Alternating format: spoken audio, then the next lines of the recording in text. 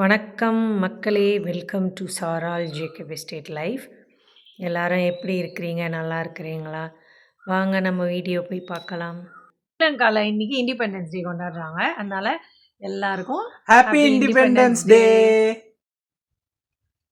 ரோஜா கொத்து எவ்வளோ அழகா இருக்குது பாருங்க. லைட் ரோஸு அப்படியே அங்கங்கே பஞ்சாக வந்திருக்குது. ரொம்ப நல்லா இருக்குது, பார்க்க ரொம்ப அழகாக இருக்குது. நிறைய மொட்டுக்களும் இருக்குது. இதில் பன்னீர் ரோஸ் மாதிரி இருக்குது, ஆனால் அது கிடையாது. இது அது வந்து இந்த பன்னீர் ரோஜா ஒரு வாசனையாக இருக்கும், சாப்பிடலாம். ஆனால் இதில் ஸ்மெல் அவ்வளோ இல்லை.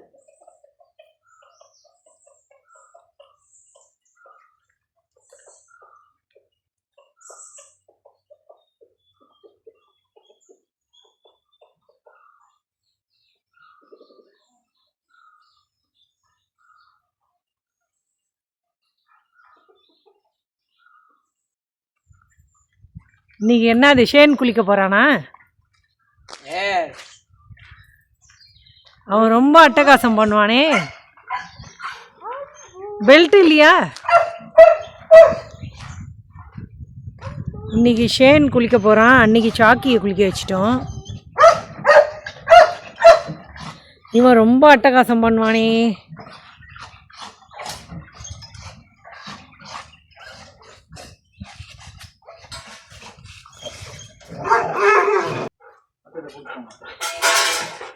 குளிக்க வைக்கணும். நம்ம குளிக்க போலாமா? ஷேன் குளிக்க போலாம். குட் பாய் ஷேன், குட் பாய் ஷேன், குட் பாய். கொஞ்சம் கேப் பண்ணுறேன். கொஞ்சம் ரெடியா?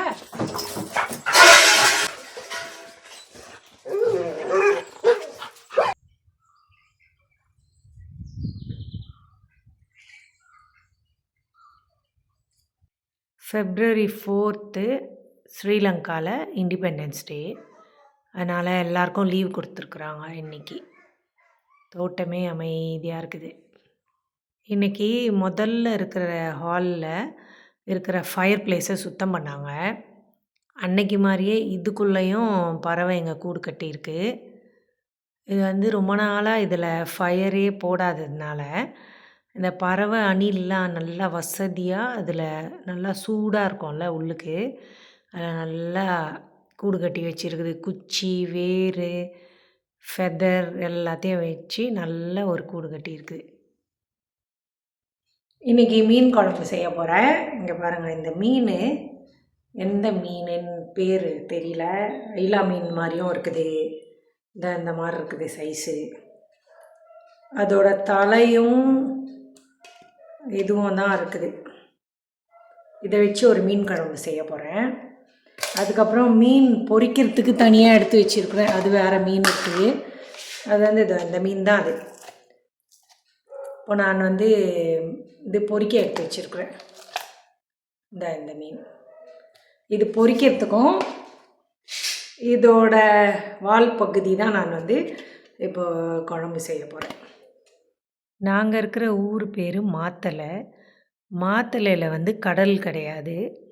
அதனால் எங்களுக்கு மீனெல்லாம் வந்து கொழும்புலேருந்தோ இல்லை மட்டக்களப்பு அந்த மாதிரி இடத்துலேருந்தோ வரலாம். ஏன்னா அங்கே தான் கடல் இருக்குது. எங்களுக்கு வந்து எப்போவுமே ஐஸ் மீன் தான் வரும். அதனால் நாங்கள் வந்து ஃப்ரெஷ் மீன் வாங்கினோன்னா ஒன்று கொழும்புக்கு போகணும், இல்லை மட்டக்களப்பு மற்ற கடல் இருக்கிற ஊருக்கு தான் போகணும். எங்களுக்கு வந்து ஐஸ் மீன் தான் அதிகமாக கிடைக்கும். இப்போ நான் வாங்கியிருக்கிற மீன் வந்து பாறை மீனுன்னு நினைக்கிறேன்.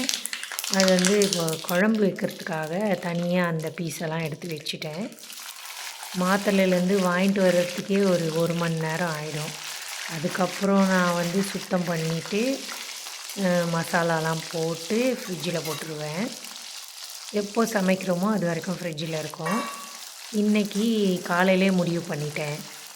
மனசில் ஏதோ பட்டுகிட்டே இருந்தது, மீன் குழம்பு செய்யலான்னு.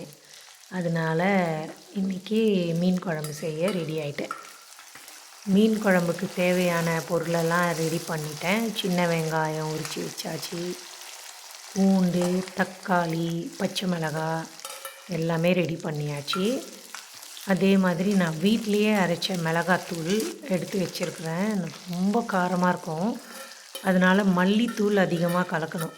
இல்லைன்னா ரொம்ப எரியும் அந்த மிளகாத்தூள். ஆனால் ரொம்ப நல்லாயிருக்கும், காரசாரமாக இருக்கும். பொதுவாக மீன் குழம்பு, நண்டு இதெல்லாம் செய்யும்போது கொஞ்சம் காரசாரமாக செஞ்சால் தான் சாப்பிட நல்லாயிருக்கும். இல்லைன்னா ஒரு மாதிரி இருக்கும் அது சாப்பிட்டதுக்கப்புறம். இப்போ நான் எல்லாம் ரெடி பண்ணிவிட்டு ஆரம்பிச்சிட்டேன். மழை பெஞ்சிட்ருக்குது வெளியே. இன்றைக்கி யாரும் வேலையும் இல்லை. அதனால் மீன் குழம்ப செஞ்சு நம்ம அதையாச்சும் ஒரு இன்ட்ரெஸ்டிங்காக சாப்பிட்லாமேன்ட்டு சமைச்சிட்ருக்குறேன். எப்போவுமே மீன் குழம்பு செய்யும்போது அத்தை வந்து சீ ஃபுட்ஸ்லாம் சாப்பிட மாட்டாங்க.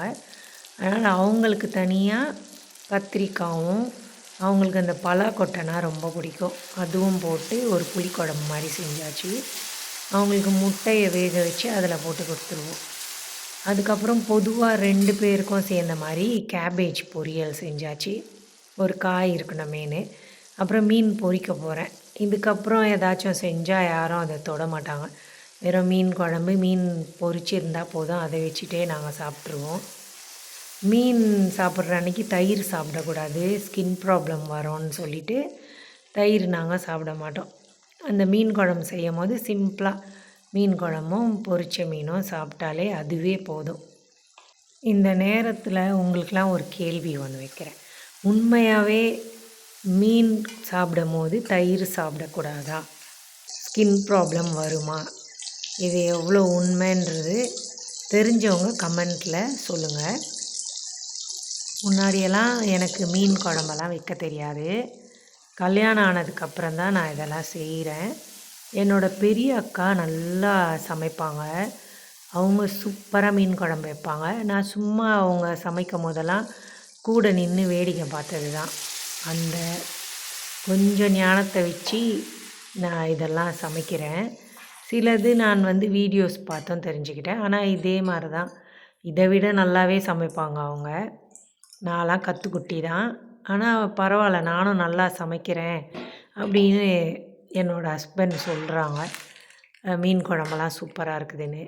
எப்போவுமே நான் சமைச்சி முடிக்கிற நேரத்துக்கு கரெக்டாக கிச்சனுக்கு வந்துடுவாங்க.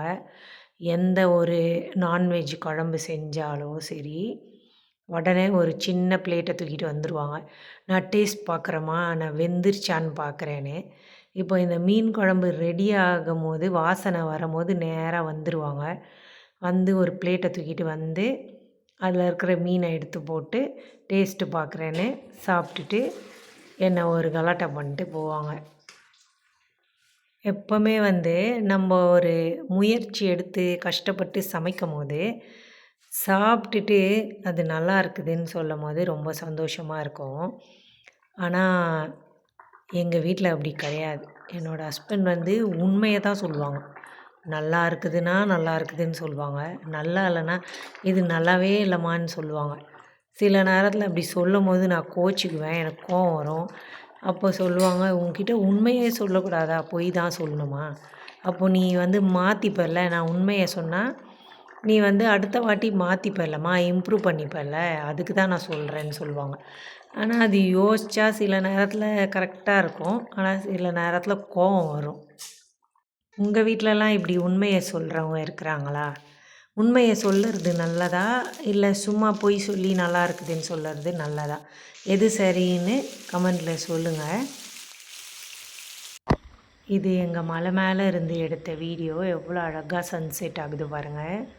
அப்படியே சன்செட் ஆகும்போது அவ்வளோ ஒரு அமைதி, பச்சை பசேல்னு இருக்கும், சில்லுன்னு காற்றடிக்கும். அந்த நாள் முடிய போகுது, வேலைலாம் முடிஞ்சு எல்லோரும் நிம்மதியாக இருப்பாங்க. அவ்வளோதான் மக்களே, இந்த வீடியோ முடிவுக்கு வந்துருச்சு. இந்த வீடியோ உங்களுக்கு பிடிச்சிருந்தா சேனலை சப்ஸ்கிரைப் பண்ணிக்கோங்க. நாளைக்கு மறுபடியும் ஒரு நல்ல வீடியோவில் உங்களை பார்க்குறேன். அது வரைக்கும் எல்லோரும் சேஃபாக இருங்க. பாய்.